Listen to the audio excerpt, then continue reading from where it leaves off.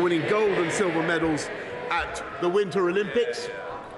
And Mr. Speaker, I know that members across the House will want to offer condolences to the family and friends of our former colleague, Sir Richard Shepherd, who sadly died earlier this week. He served as the MP for Aldridge Brownhills for 36 years. Mr. Speaker, this morning I had meetings with ministerial colleagues and others. In addition to my duties in this House, I shall have further such meetings later today. David Johnson. Thank you, Mr. Speaker. By 2027, Didcot in my constituency will be 42% larger than it was a decade earlier. Wantage and Grove will be 59% larger. There are thousands more houses going in Wallingford, Farringdon and all the villages I represent, and not a single new GP surgery. Does my right honourable friend agree that where we build new houses, we have to build new infrastructure so that people can still access the services they need to? Prime Minister. Yes, of course my honourable friend is right, Mr. Speaker, and that's why we're making record investments in the NHS and in schools and roads as we can, Mr. Speaker, thanks to the strong growth in our economy, and I'll make sure that he gets a meeting with the relevant minister to discuss his immediate local concerns. We now come to the Leader of the Opposition, Keir Starmer. Thank you, Mr. Speaker. Can I join with the comments of the Prime Minister in relation to Sir Richard Shepherd? Mr. Speaker, we all want to deter aggression in Europe. We're not dealing with breakaway republics. Putin is not a peacekeeper. A sovereign nation has been invaded. The Prime Minister promised that in the event of an invasion, he would unleash a full package of sanctions. If not now, then when? Prime Minister. Mr. Speaker, as I said, the UK has been out in front in offering military support to Ukraine, and I'm grateful for what he said yesterday about the need to make sure that we keep ammunition in reserve for what could be a protracted struggle over this issue. But let the House be in no doubt about the extent of the package that was already been set out yesterday and what we are already doing. Because, Mr. Speaker, I don't think people quite realise that the UK is out in front. We've sanctioned 275 individuals already. Yesterday we announced measures that place banks worth £37 billion, under sanctions, in addition to more oligarchs. And, Mr. Speaker, there is more to come. And we will be stopping Russia. We will be stopping Russia from raising sovereign debt, stopping Russian companies from raising money, and stopping Russian companies, as I said yesterday, even clearing in sterling and dollars on international markets, Mr. Speaker. That will hit Putin where it hurts, but it is absolutely vital that after this first barrage, we work in lockstep with friends and allies around the world. And we squeeze him simultaneously. We squeeze him simultaneously in London, in Paris, in New York at the same time. Unity, Mr. Speaker, is absolutely vital. I hear what the Prime Minister says about sequencing and about further sanctions. But there's already been an invasion. And there's clearly concern across the House that his strategy, I accept unintentionally, could send the wrong message.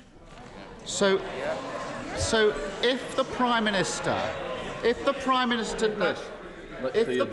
now brings forward his full package of sanctions, excluding Russia from financial mechanisms like SWIFT and a ban on trading in Russian sovereign debt, he will have the full support of the House. Will he do so? I'm grateful. Mr. Speaker, I think yesterday, and I'm grateful, by the way, for the general support that the opposition have given, not just to our economic sanctions, but also to the package of military support, which will, as I've said, intensify. What we want to see, Mr. Speaker, is de-escalation by Vladimir Putin. There's still hope that he will see sense, but we are ready very rapidly to escalate our sanctions as I have set out. And under the measures that this House has already approved, and that we can now target, Mr. Speaker, any Russian entity, any Russian individual. We can already target not just the breakaway republics, the so-called breakaway republics in the Oblast Donetsk and Lugansk, we can target members of the Duma who voted to recognise them. This is the most far-reaching piece of legislation of its kind, and I'm glad that it has his support. Keir Starmer. It does have my support, and if it's used, we will support it. We must also do more to defeat Putin's campaign of lies and disinformation. Russia today is his personal propaganda tool. I can see no reason why it should be allowed to continue to broadcast in this country. So will the Prime Minister now ask Ofcom to review its licence? Prime Minister. Mr Speaker, I believe that my right honourable friend, the Secretary of State for Culture, Media and Sport, has already asked Ofcom to review that matter. But what I will say, Mr Speaker, is that we live in a democracy, Mr Speaker, and we live in a country that believes in free speech. And I think it's important that we should leave it up to Ofcom rather than to politicians to decide which media organisations to ban. That's what Russia does. Keir Starmer. The request was for a review, and I'm very glad to hear that that review is now happening. And Mr Speaker, I'm not going to be deflected from the unity that this House needs just at the moment. At the weekend, the Prime Minister said that if Russia invades Ukraine, he will open up the matryoshka dolls of Russian-owned companies and Russian-owned entities to find the ultimate beneficiaries within. Well, Russia has invaded, and it's time to act. If the Prime Minister brings forward the required legislation to do this, he will have Labour's support. So will he commit to do so in the coming days? Prime Minister.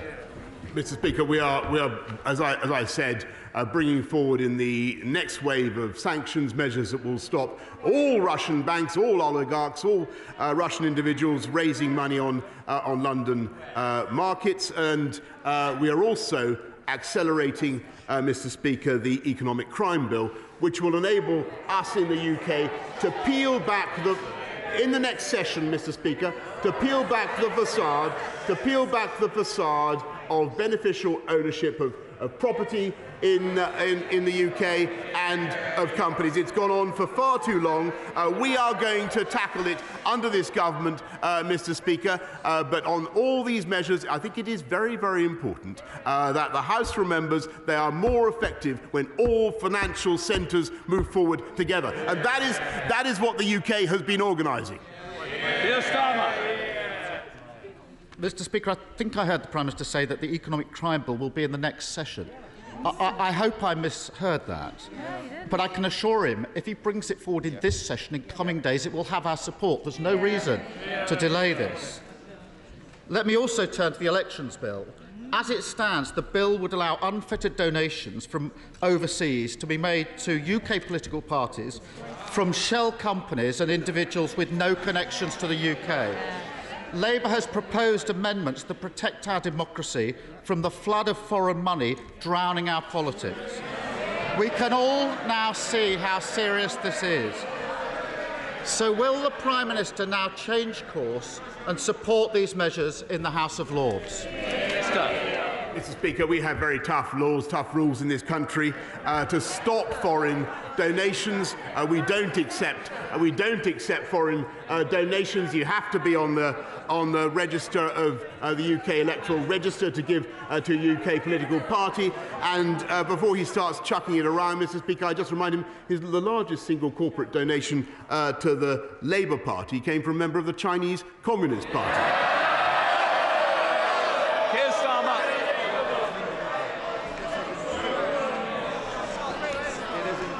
No, Mr Speaker. At this moment, as the House agreed yesterday, we have to stand united. And I'm not going to be deflected from it. I note the Prime Minister did not agree to change the elections bill. I think that's a mistake, and I ask him to take it away and look at it again, those amendments in the Lords. Putin has invaded a sovereign European nation. He is attacked because he fears openness and democracy, and because he knows that Given a choice, people will not choose to live under erratic, violent rule. He seeks division. We must stay united. He hopes for inaction, so we must take a stand. He believes that we're too corrupted to do the right thing, so we must prove him wrong. And I believe that we can.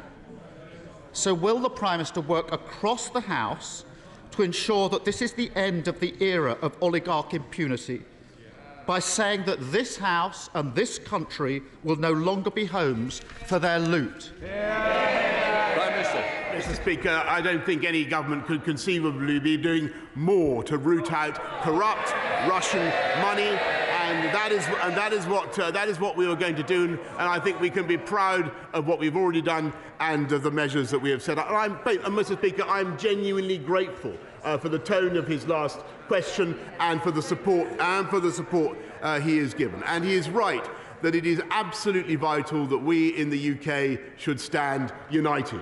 And people around the world can see that the UK was the first to call out what President Putin was doing in Ukraine. We've been instrumental in bringing the world together, the Western world together in lockstep to deal with the problem, to bring together the economic package of sanctions that I have set out. And Mr. Speaker, there is still time for President Putin, as I've said, to de-escalate. But what is at stake, being absolutely no doubt, is not just the democracy of Ukraine, but the principle of democracy around the world. And that is why the unity of this House is so important today, and it is absolutely vital that the United Kingdom stands together against aggression in Ukraine. And I am grateful for the broad support that we've had today from the Leader of the Opposition. Please, Thank you, Mr. Speaker. Following last week's Q&A at the Shepley Village Association, and after receiving a huge number of complaints from constituents, it is clear that speeding is a major problem, not just in Shepley, but across all parts of Dewsbury, Mirfield, Kirkburn and Denbydale. Rather than action being taken after people have been killed or seriously injured in collisions, would my right honourable friend agree with me that prevention is better than the cure, and that the Department for Transport Circular 2007 needs a long overdue review? Prime Minister. Yes, Mr. Speaker. Look, I thank him. I share his passion on this issue as a cyclist, and I do think that we need to crack down on speeding, which does play a role in excessive deaths on our roads. And the Department of Transport is updating the circular that he mentions on the use of speed and red light cameras. And I'd urge him to get in touch with my right honourable friend, the Secretary of State. Leader of the SNP, Ian Blackford. Thank you, Mr. Speaker. Yesterday, this side of the House made clear that the SNP stands united against the Russian invasion of Ukraine, and this needs to be included with tougher and stronger sanctions. But as the chair of the Foreign Affairs Select Committee rightly said, we shouldn't be waiting for Russia to attack others to clean up the corruption and Russian money which has been fuelling in the UK. Under the Tories, a sewer of dirty Russian money has been allowed to run through London for years. I went to the Prime Minister, the then Foreign Secretary, in 2017, and I raised the issue of limited partnerships, 113 of which have been used to move $20.8 billion out of Russian banks. Corruption on an industrial scale. Why did the Prime Minister do nothing back then? And why is he still doing nothing now? Prime Minister. Mr. Speaker, I'm grateful to him. I think that he was right to come to me then, and I've always enjoyed talking to him, as I've told him many times. I think he's right on the issue. We do need to stop corrupt Russian money in London and every other financial capital. That's why we've already taken the steps that we have taken, but we are going much further to uncloak the true owners of Russian companies and Russian properties in this country, and high time, Mr. Speaker. No country is doing more than the UK to tackle this issue. Ian Blackford. Mr. Speaker, that meeting was 5 years ago, and I offered to work with the Prime Minister 5 years ago, and nothing has happened. The truth is that Russian oligarchs who give the right people in power a golden handshake have been welcomed into London for years. Their activities weren't stopped, they were encouraged. And plenty of these golden handshakes just so happened to find their way into the coffers of the Conservative Party. Mr Speaker, £2.3 million, in fact, since the Prime Minister took office.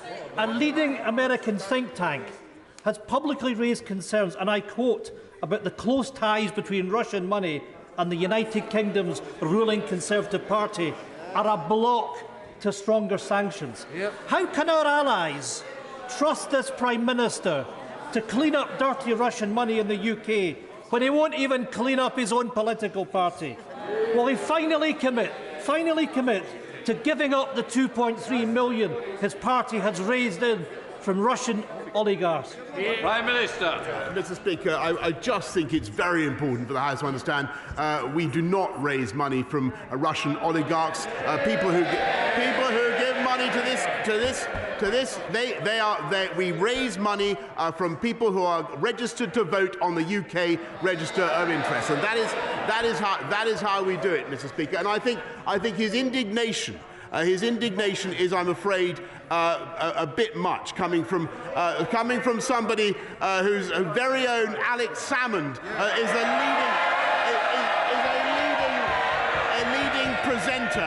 a leading presenter on, as far as I know, on Russia Today, which the leader of the opposition has just called on this country to ban. Sir Bill Wiggin.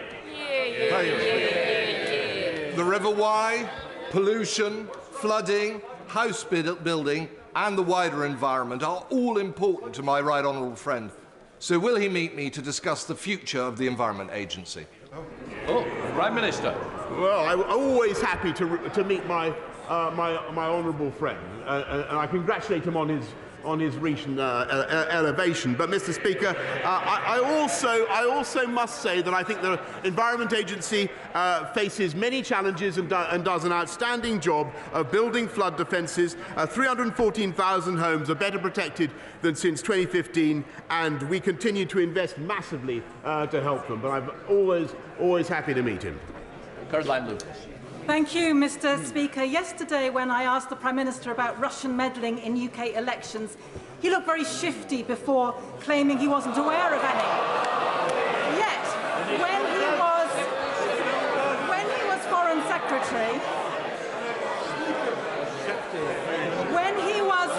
Secretary in 2017, in a joint press conference with the Russian Foreign Minister, when Lavrov claimed there was no evidence that Russia had interfered in UK elections in any way, the now Prime Minister corrected him by saying there was no evidence of successful interference. So can the Prime Minister tell us what evidence he has seen of unsuccessful interference? Has he actually read the Russia report, which is very clear that there is credible evidence of interference?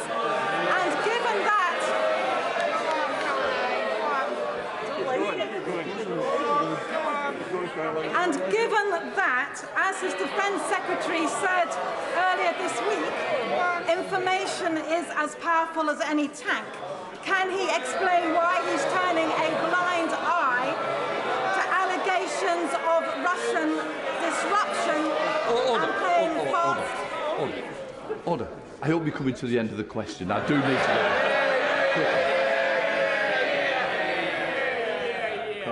Speaker, I could be a lot faster if I wasn't being barracked by the side opposite. I think the challenge is that I do want to get the front benches moving quickly. We want to get speed into it, so I'm sure it's the end now. Given that, as his Defence Secretary said earlier this week, that information is as powerful as any tank, can he explain why he is turning a blind eye to allegations of Russian disruption? Why is he playing fast and loose with our national security? Prime Minister. Mr Speaker, I repeat what I told her ages ago, if I think I've got it right. I've seen absolutely no evidence of successful Russian interference in any electoral event, Mr Speaker. Gareth Bacon. Thank you, Mr Speaker. I welcome the steps the government is taking to help hard-working families in Orpington this year with their energy bills, and the majority of people receive at least £350 of support. But can my right honourable friend confirm that even those not eligible for the council tax rebate will still receive additional support thanks to discretionary funding set aside for local authorities? Prime Minister. My honourable friend is absolutely right, and I can tell him that the people of Orpington and elsewhere will receive support if they don't qualify for the council tax rebate from the £144 million fund that he rightly mentions. Kerry McCarthy. Thank you, Mr Speaker. How does the Prime Minister think it looks when we're in a cost of living crisis with our constituents struggling to put food on the table or coats on their kids' backs, when the members of his cabinet are throwing their toys out of the pram because they want to eat foie gras and wear fur? Prime Minister. Mr Speaker, we are tackling the cost of living crisis, which is caused by a global inflation spike, with everything we can do. And I thank my right honourable friend, the Chancellor, in particular, for what he's doing to abate the costs of energy, lifting the living wage by the biggest ever amount, helping people on universal credit, Mr Speaker. And the single best thing that we've done on the cost of living, Mr Speaker, is making sure that we've got millions more people into work, 430,000 more in employment now than there were before the pandemic began. That's how we're tackling the cost of living, Mr Speaker, and we'll get on with it. Sir Keir Starmer.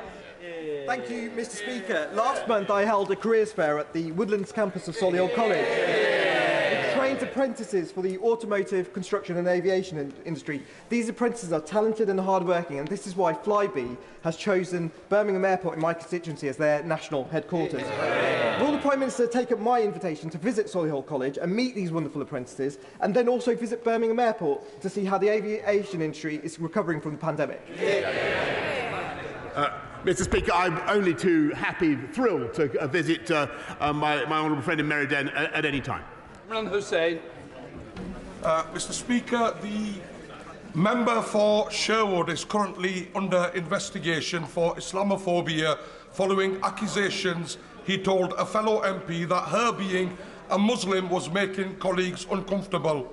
How did the government punish this behaviour? With a promotion that puts the accused member in charge of the complaints procedure. And of course, Mr Speaker, we all know that the Prime Minister himself is no stranger to derogatory remarks about Muslim women. So let me ask the Prime Minister. Order. This is not the appropriate place to be raising this. We now go to Nicky Aitken. Thank you, Mr Speaker. I have just come from a meeting with the London Pedicabs Operators Association, Transport for London, Department of Transport, where sadly the honourable member for Christchurch confirmed that on Friday he will be objecting once again to my Pedicabs London bill, which means it will fall. Does my right honourable friend agree with me that it is time that we legislated for pedicabs to make sure that they are safe for women and girls to use, that we rid ourselves of the dodgy fares and that the noise that they create is... Will he work with me to legislate and regulate pedicabs once and for all? Mr Speaker, when I was Mayor of London, I always yearned to be in a position to put this through Parliament, and now I am. I'm very grateful to her. We will make sure that we give parliamentary time to make this possible, and I think it will be a boon for cyclists, it will be a boon, Mr Speaker, for taxi drivers, and it's high time we did it. Thank you, Mr Speaker. We have a humanitarian crisis of food poverty in all the constituencies represented in this House. We've got more food banks than McDonald's, and people now face starving or freezing in their homes at this very moment because of the horrific cost of living crisis, but because of political choices that have been made by this government. In 2015, the government signed up to delivering the 2030 Sustainable Development Goals domestically, including ending hunger. Can the Prime Minister tell me who and what department is responsible for delivering this goal to end hunger domestically? And can he send me a copy of the plan to deliver it? Mr. Speaker, the whole of government is engaged in that campaign, and to that end, we expanded free school meals for 5 to 7-year-olds, which helps 1.3 million children. We boosted the Healthy Start vouchers by a third, Mr. Speaker, and of course there's a holiday food and activities programme that continues to run, the £200 million fund. But the best thing that we can do as a country, as a society, is keep going with our plan for economic growth, with higher wage, higher skilled jobs, putting bread on the table of families up and down this country. Thank you, Mr. Speaker. Speciality Steels is an important steelworks in Stocksbridge in my constituency. It produces high-quality steel and it's provided high-value jobs for generations. But sadly, following the collapse of Greensill Capital, the parent company, Liberty, has faced financial uncertainty for some time, threatening the business and thousands of jobs. So does my right honourable friend agree with me that the steel industry sits at the heart of our levelling up agenda? And will he commit to looking at all options to support the business through this period of uncertainty, as the government has done so effectively for Forgemasters and British Steel? Prime Minister. I thank her very much, and I thank her for everything she does to champion steel. And I think she's right. I think that it is of strategic importance for our country, and we've got to look at ways in which we can help the steel industry to have access to cheaper, low-carbon energy. And this government will do everything we can to ensure that that happens. But so far we've provided over £600 million since 2013 to help with the cost of energy, and we've also put in a £350 million industrial energy transformation fund. But I want to stress to the House that that alone will not be enough as we transition to a low-carbon future. I think that hydrocarbons must also have their place. Barbara Keeler. Thank you, Mr. Speaker. Unpaid family carers are treated appallingly by this government. I'm not talking about paid care staff in care homes, but people who provide care unpaid for family members. While food and energy costs skyrocket, carers' allowance is increasing in April by only £2 to a miserly £69 a week. But this insulting amount will now be more than swallowed up by paying the £2.50 cost of a single lateral flow test so that carers can keep the person they care for safe. How can the Prime Minister justify this tax on caring? I thank her very much, and I think that the whole House understands the pressures on carers and the immense amount that they contribute to our society, and we are doing our best to support people throughout our country. We can't, I think the House also understands that we can't indefinitely support free universal free testing. What we are doing is uprating the carers' allowance, and of course carers are also entitled to the increases that we're putting through in universal credit. Andrew Jones. Thank you very much, Mr. Speaker. Can I follow up my right honourable friend's statement on Monday on removing the COVID restrictions? I welcome the further support for the immunosuppressed. Will he ensure the NHS reviews the system for identifying the most vulnerable, as I think some who are at risk are in danger of being missed, for example those with blood cancers, and will he then ensure that the relevant testing and antiviral drugs will be readily available alongside boosters for the immunosuppressed, but also for their carers? Yes, he's making a very important point about the immunosuppressed and the need to identify them correctly. We currently think there are 1.3 million. Yes, of course, they will have access not only to testing but also to vaccines, to boosters, and priority access for new therapeutics and antivirals. Sam Terry. Thank you, Mr. Speaker. Last October, a promising young footballer in my Ilford South constituency called Kamran Khalid, he was a former winner of Chelsea FC's Asian Star Scheme and played for the famous Senrab FC in Wanstead. He was on his way home to see his mum after finishing at the gym, and he was stabbed 24 times, murdered just yards from his front door. One of the perpetrators, alleged perpetrators, was as young as 15. So, Mr. Speaker, I would hope that the Prime Minister would agree with me that far more needs to be done to stamp out the scourge of knife crime, including addressing the underlying causes. And will he agree to meet me and Cameron's mother, Samina, who said that losing her 18-year-old son has left a void in her heart forever? discuss what more can be done to make our streets safer and ensure that other families do not ever have to suffer this heartbreaking loss. Prime Minister. Mr. Speaker, I must say that I totally agree with. I share his feelings about his constituents and the tragic loss of the family concerned. And we must crack down more on knife crime. It's one of the reasons we're putting more police out on the streets, and it's also why we're rounding up the county lines drugs gangs. And and I think they play a big part in this. Sadly, we've done 2,000 so far. There is more to do. That's why we're recruiting many more police and giving them the powers they need to come down hard on these gangs. Andy Carter. Thank you very much, Mr. Speaker. The government's commitment of £25 million for a new electric bus fleet in Warrington will have a transformational effect on public transport across Warrington. Does the Prime Minister agree with me that the right way to spend that £25 million is by buying British-made buses, supporting highly skilled jobs, manufacturing jobs, right across the United Kingdom? Prime Minister. Yes, Mr. Speaker, I want to thank my honourable friend who is a great champion for Warrington. And Warrington has secured £20 million, Mr. Speaker, for new zero-emission buses. And I'm delighted to say, in a statistic that I can barely believe, but is in my brief, that 80% of buses in Britain's urban areas are already produced domestically. Mr. Speaker, which is a fantastic thing, and I know that we all want to see more of that, and I hope that Warrington will consider excellent UK bus manufacturers when they come to their next contract. Hodge. Thank you, Mr. Speaker. Yesterday, the Prime Minister told me that we can sanction Duma members with the government's new sanctions package.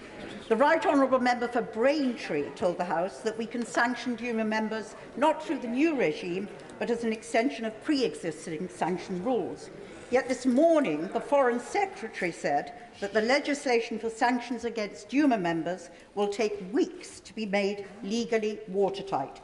So, Prime Minister, who is right? How can we say we're standing strong against Russian aggression when our sanctions response is such a muddle and such a mess? Prime Minister. Mr. Speaker, I think the whole House will agree, I hope the whole House will agree, that it's quite a thing to sanction parliamentarians. And that is what we're doing. That is what we're doing. And not only that, we were putting forward, just in the last couple of days, the biggest package of sanctions against Russia that this country has ever introduced, and we're coming forward with even more. And they will have an impact not just on Duma members, people who voted for the secession of the oblasts of Donetsk and Lugansk. They will have an impact on the entire Putin regime. And I'm glad that the Labour opposition, at least for now, supports them. Thank you, Mr. Speaker. This is day 6 for thousands of households across East Sussex who have no power and no water. As we become more and more reliant on electricity, we must become more resilient. Can I ask the Prime Minister to ensure that the utility companies work together, that water companies have to have generators in place so that the water doesn't fail when the power does, and that local resilience forums are fit for purpose and communicate with their local community? We need more help on this, Prime Minister. Please help us. Prime Minister. I thank him very much for what he said about people in East Sussex, and I just want to say I know how tough it is for people who've been short of power for days on end. And it is no consolation to them for me to say that 97% of who lost power have now been reconnected, but we're working as fast as we can with local authorities, with the electricity companies, to make sure that they get their power back, but also ensuring that we build in more resilience for the future. Jamie Stone. Mr. Speaker, let's be quite clear about this. Is it not an absolute disgrace that a Privy Councillor, an advisor to the Queen and a former First Minister of Scotland sees fit to broadcast his half-baked world views week after week on Russian television? Mr. Speaker, that was a brilliant, powerful question with which I think the whole House assented. Would it not have been more powerful if it had come from the leader of the Scottish Nationalist Party? Latinsky. Thank you very much. Thank you very much, Mr. Speaker. The Prime Minister will have seen the devastation in Shrewsbury of the flooding of the River Severn. This is the third year in a row that Shrewsbury has faced these appalling floods. I chair the caucus of 44 Conservative MPs who have the River Severn, Britain's longest river, flowing through their constituencies. Will he help me and our caucus to do everything possible to find a long-term solution to managing Britain's longest river? And in the meantime, we have put forward 4 opportunities for flood defences in Shrewsbury to DEFRA. Would he please take an interest in these? Because Shrewsbury cannot afford a 4th year in a row of flooding. Prime Minister. I thank him very much for what he's said, and he's completely right in what he says about the Severn and the violence of flooding in the Severn, which I've seen for myself, the Severn area, which I've seen for myself several times. There are still flood warnings in place along the Severn, Mr. Speaker. And all I can tell him is that we are working flat out to put the remediations in place to help people who have suffered from flooding, but also investing £5.2 billion in the flood defences of this country. David. The leader in this morning's Times is a scathing criticism of the government's limited sanctions against Russia. If the Prime Minister won't listen to members of this House, would he at least listen to the Times newspaper? Yeah. Prime Minister. Mr. Speaker, I have the utmost respect for the media, and of course I study as much as I possibly can. But I have to say, I think that the package that the UK has put forward has been leading the world, and there is more to come.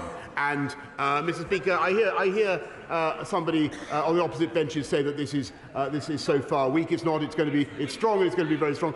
Something that would be strong, Mr. Speaker, would be to take the whip away from the 14 members of the Labour Party who say that the aggressor in Ukraine is NATO. That would be a strong thing to do. That's the end of Prime Minister's questions. Point of order, Bridget Phillipson.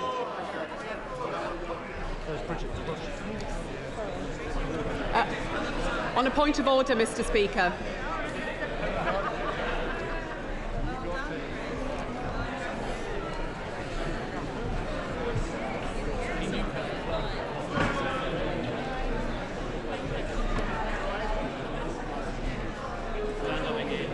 Mr. Speaker, on a point of order, have you been given notice?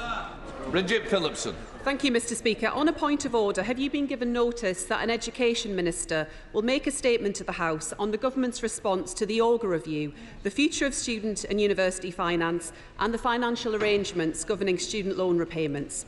No less than 1,000 days after Auger reported, it seems that the Government is once more interested in briefing journalists than informing the House on the future of our universities.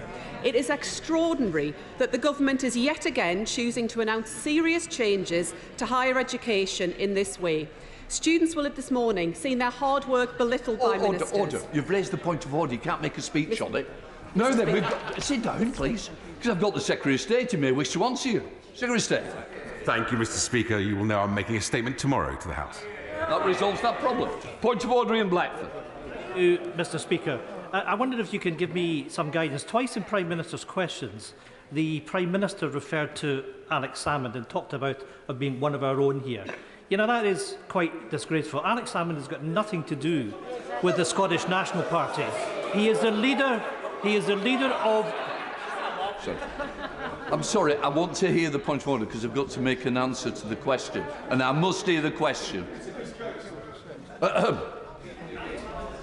Member of the Scottish National Party, indeed he is a member of another party. And moreover, Mr. Speaker, the SNP has made it quite clear that no parliamentarian is permitted to appear on RT, and to be traduced in the way that we were by the Prime Minister is simply unacceptable. And he should withdraw the comments that he made. Just to say, you've absolutely put on record, He is no longer in the leader of the SNP. That was many years ago. He's now a member of the Labour Party, as I understand it. It's now been corrected, and I'm sure everyone is aware. Right. Point of order, Chris Brown. Thank you, Mr Speaker. You will recall that yesterday I raised a point of order about the Prime Minister saying to the House that Roman Abramovich had been sanctioned when it turned out that he hadn't been sanctioned. I gather that the Prime Minister has now corrected the record. I just wonder whether there's a means of making sure that Hansard tomorrow is printed in gold letters or in red letters, because this is the first time. And what is particularly exciting is that it's only taken a Russian billionaire to get the Prime Minister to correct the record. I think it's just been gold-plated and certainly within registered, and you'll be able to read it tomorrow. Thank you for that. Right. Further point of order. Mr Speaker, thank you. Today, earlier before PMQ, there was a joint written ministerial statement on a decision to waive the right to remain application costs for non-UK personnel of our armed forces who've served at least 6 years. Mr Speaker, this is a cause that